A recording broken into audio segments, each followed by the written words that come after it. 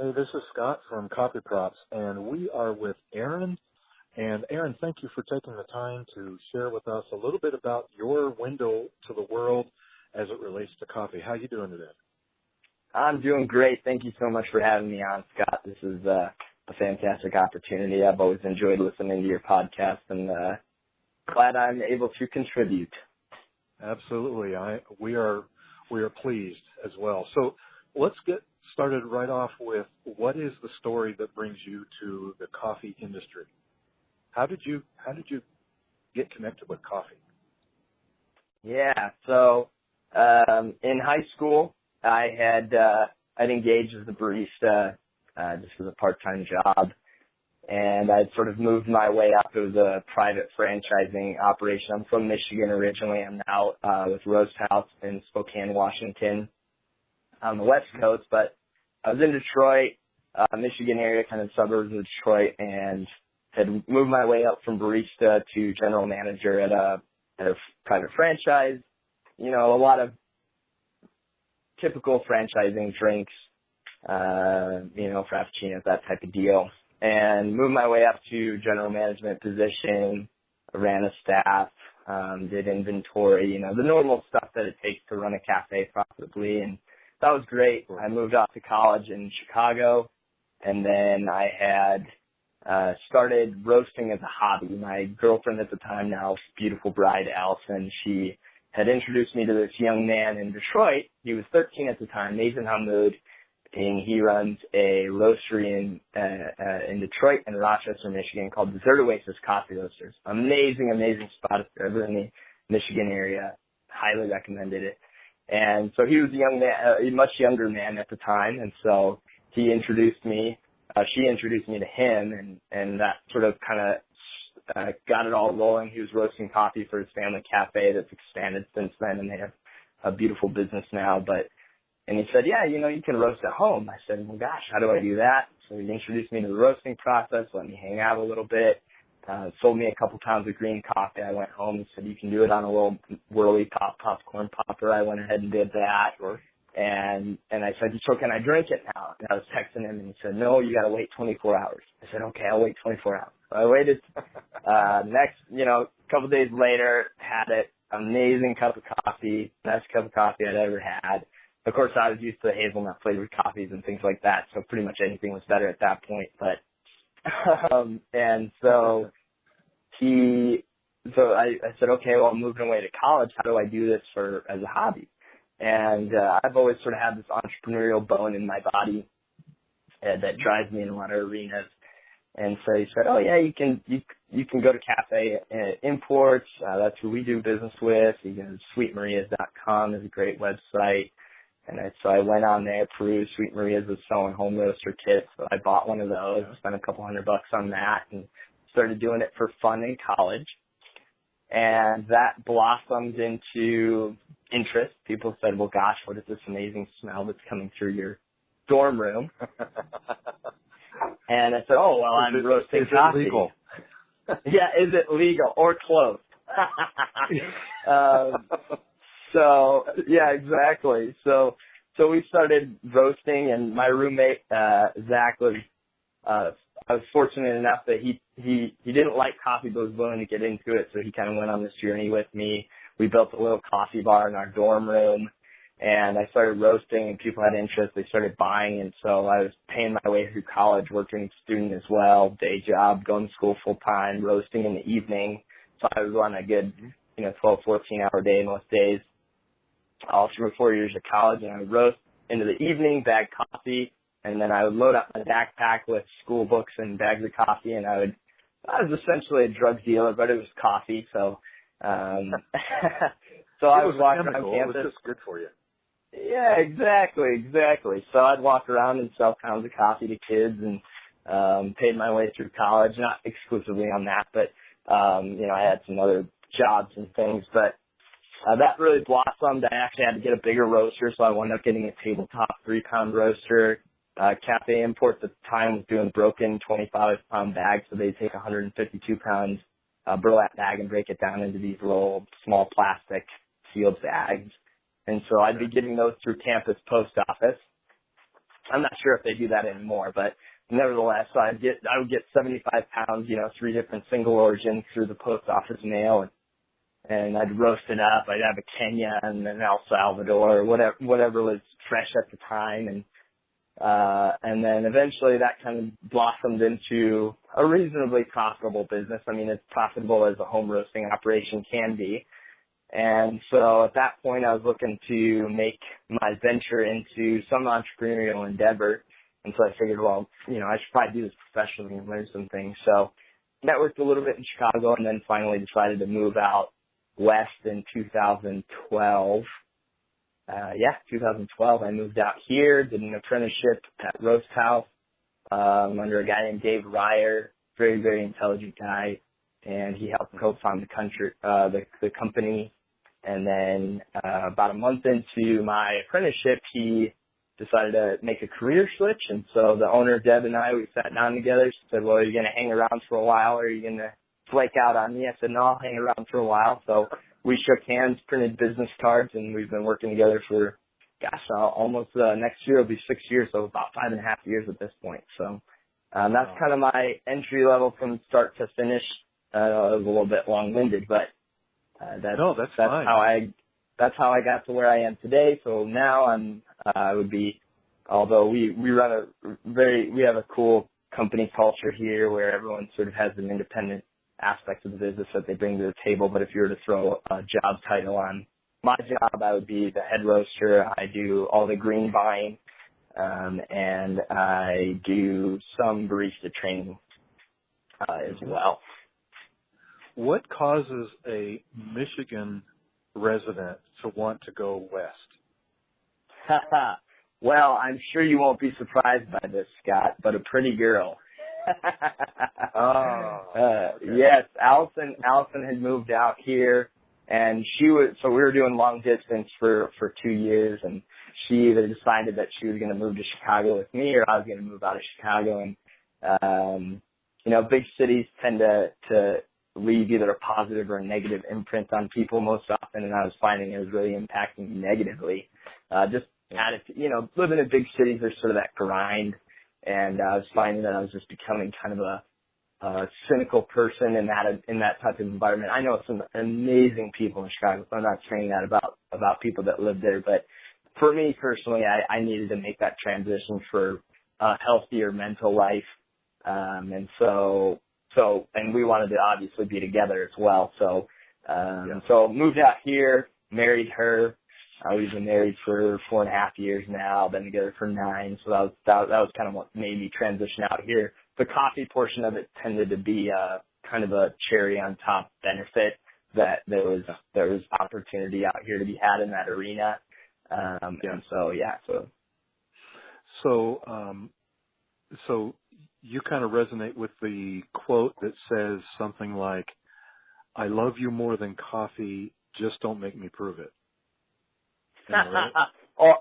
I'd prove it to you. Yeah. If we're talking about Allison, I'd give up coffee for that pretty lady any day of the week. Okay, we'll edit that out. But but seriously, now from a roaster's perspective, all right, you understand, I'm sure, the whole line of industry, all the way from the plant that is planted by the farmer, all the way through the importer, the producer, the wash station and brewer, coffee shop owner, all the way to the consumer. From a roaster's perspective, as you look at the entire coffee industry, if there was one thing that you could make better, what would you focus your attention on to make better? Oh, man. I think what I would want to see is, and you could put this in a lot of different phrasing, but I think, as we were talking prior to this, I think the mentorship and the collaboration between professionals in the arena industry. I don't know, there's already a lot of great work that's going on here. And so this isn't something that's necessarily not happening. I think it is, but if I were to improve it, I would say that having a wider sphere of professionalism brought to a specialty industry. So, I mean, if you think about the specialty coffee industry in particular, it's reasonably young. In the grand scheme of history, it's not like wine, it's not like beer, in that it's been around for particularly the specialty side. I know coffee's been around for forever, but specialty anyways. And so what I find is the beauty of it is it offers a lot of young individuals an aspect to bring their creativity and bring their passion for whether it's the beverage or the production or the buying and trading side of things. It allows them a lot of great opportunity. The downside to that is that you have a lot of young individuals that don't have other professional experience. And so what's been most beneficial to me is the individuals that have come into my life that were professionals for a decade plus. I remember being told that the best thing that you can do is find a guy that's tenured in your profession and go take that guy out to lunch. Pay for the lunch and just ask him some questions, bring a notepad, and be humble enough to learn. And I think that element to the industry is something that I've always tried to encourage people to do. It's what I did. That's how I got to where I am today, to whatever degree that's worth to your listeners. I remember sitting down, and when I heard that from one of my mentors in high school, and I remember coming up with a list of about a dozen names in this industry, and I just cold called them. I hunted down their numbers, and I said, I'm going to, touch base with these people and see what they have, and I'd thank them in any way I could. If they were local, I'd try to, take them out to a nice dinner. If they were that distance, I'd send them thank you gifts. Because to me, that mentorship opportunity was far more valuable. And so I think being willing to seek that out, I don't think that mentors are ever going to seek the mentee. I think the mentee has to seek the mentor. And so for me, I really want to see that element get better, because I've seen how professionally it's helped me in such a gigantic way I couldn't even describe to you. And I know other individuals that think similarly. So I would want to see that type of pursuit. I think so oftentimes we focus on making coffee better as a consumable commodity and product versus making the individuals professionally develop and have the opportunity to become better as human beings, because I think better human beings make better coffee just by a byproduct. And so I would rather want to see people focus on investing in human beings than in a plant, if that makes sense. Not to say that any work in plants in the agriculture side of the business is just as valuable. I mean, we could go on and on about all the agricultural dynamics that go into the industry and the struggles that we face today. That is a huge thing to invest in. But I think that those people perform better when they have other people investing into them as people. Yeah. Yeah. And before we hit record, you and I were talking about life coaching and mentoring and how important that is through your whole lifespan. What's interesting Absolutely. is you talk about sages, and people who have tenure, and seeking them out. It's interesting. You got your feet wet in roasting from a reverse mentor, someone younger than you. So Absolutely. I think it's interesting to look forward and backward for mentors. Yeah. So, Hey, before I let you go, I need to ask you, what is if you could pick one coffee drink, what is your number one coffee drink that you love by far? That I would order, or in terms of coffee that I've had in my career so far? That you would order. That I would order. Yeah. I'm a glutton for punishment when it comes to espresso, and I say that because it's either really, really good or really, really bad.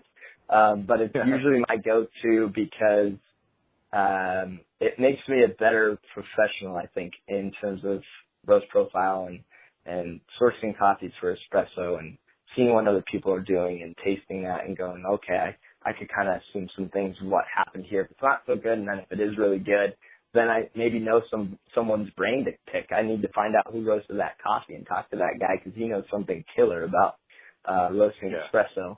Or I need to talk to the barista about it. So that's usually my go-to drink if I'm in a cafe is just an espresso, straight up. Okay. Although I love the move towards cocktails too. I like that. I like that moving too. Yeah. Right. Signature drinks are popping up all over the place. Certainly. So my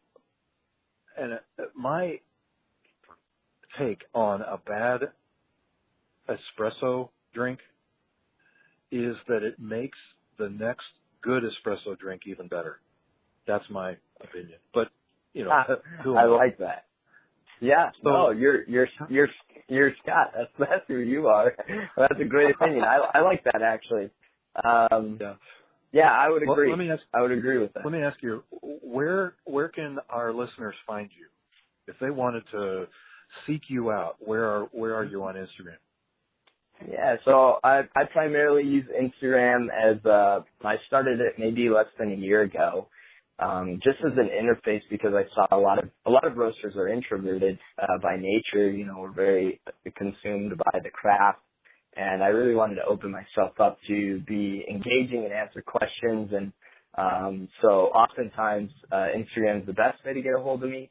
On that pour over Aaron, Pour over Aaron is Aaron.